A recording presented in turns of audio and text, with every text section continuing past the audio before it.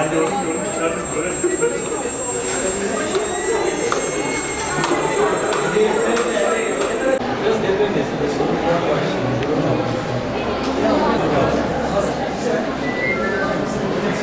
Bana bakın.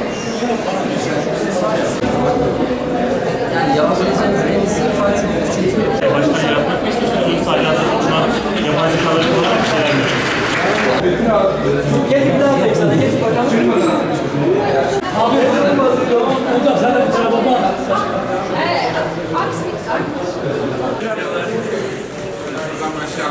Hoş geldiniz. Bir şey sorayım. Kaç kişi var? Peki herkes farklı gruba mı şey yapıyor, yöneliyor? Hocam yani Birisi kanat üstü, birisi gövde, birisi motor. O şekilde mi paylaşıyorsunuz?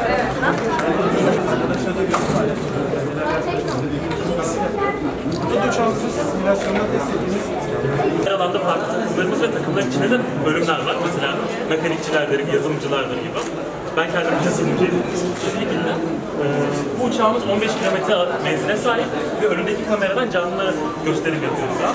Salonlarda, spor salonlarında falan sürebiliyoruz. Bugün Alper abiniz burada Malatya'da. Heyecanla beklediğinizi biliyorum. Şehrimize bugün iştirak edip sizlerle buluştuğu için kendisine yürekten teşekkür ediyorum. Bu arada Sanayi Bakanlığımıza da, Bilim ve Sanayi ve Ticaret ve Sanayi Bakanlığımıza da bu organizasyon için İl Milli Eğitim Müdürlüğü ve Bakanlığım adına şükranlarımı arz ediyorum.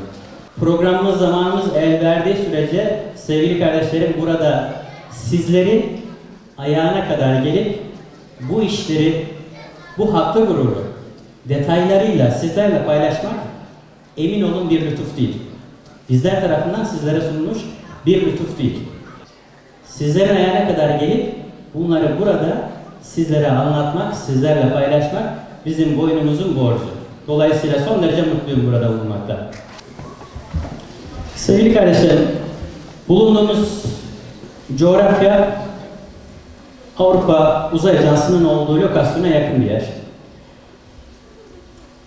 Dünya üzerinde uzay alanında faaliyet gösteren ülkeler ve çatı organizasyonların bulunduğu lokasyonlara en yakın noktada bu işe bugüne kadar adım atmış ülkelerin içerisinde uzay organizasyonu en genç olan ülkeyiz. 2018'in Aralık ayında ülkemiz uzay alanındaki faaliyetlerini bir çatı organizasyon altında toplayıp geleceğe ilişkin bütün faaliyetlerini bu organizasyonun çatısı altında gerçekleştirmek üzere Türkiye Uzay Ajansı'nı kurdu.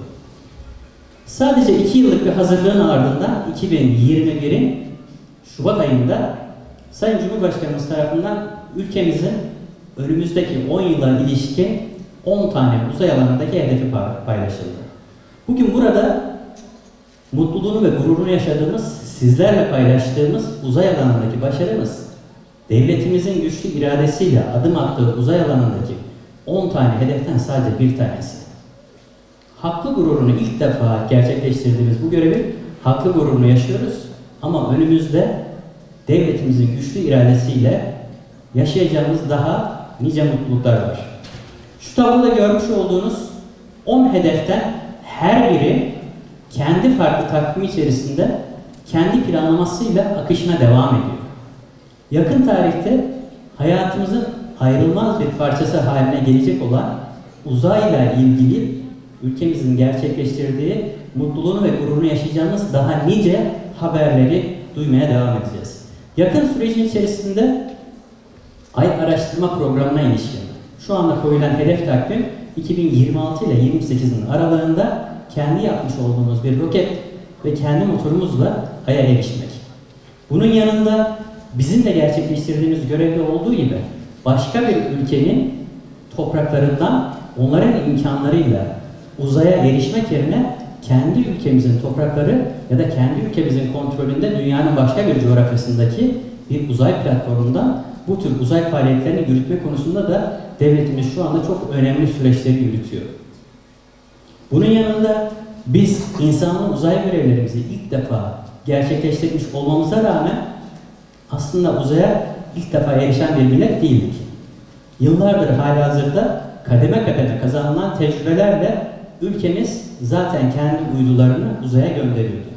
Yakın tarihte 8 Temmuz'da yine hakikaten tarihimizde önemli bir eşik hattını daha geçeceğiz. Neden? Bugüne kadar az önce söylediğim gibi kademe kademe edindiğimiz tecrübelerle gönderdiğimiz uydulardan sonra 8 Temmuz tarihinde %100 yerli ve milli, tamamen kendi mühendislerimiz elinden, kendi imkanlarımızla üretilmiş olan ilk uydumuz ve bu alanda da bizi dünyada 11. ülke konumuna getiren bir uydunun daha fırlatmasını yapacağız. Ne zaman? 8 Temmuz haftasında.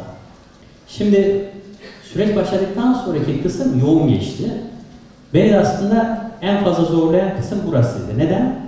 Çünkü başından sonuna kadar gizli yürütülen bir süreçti. Çok net ve çok spesifik bir şekilde kayıt altına alınmış gizlilik protokolüyle yürütüldü.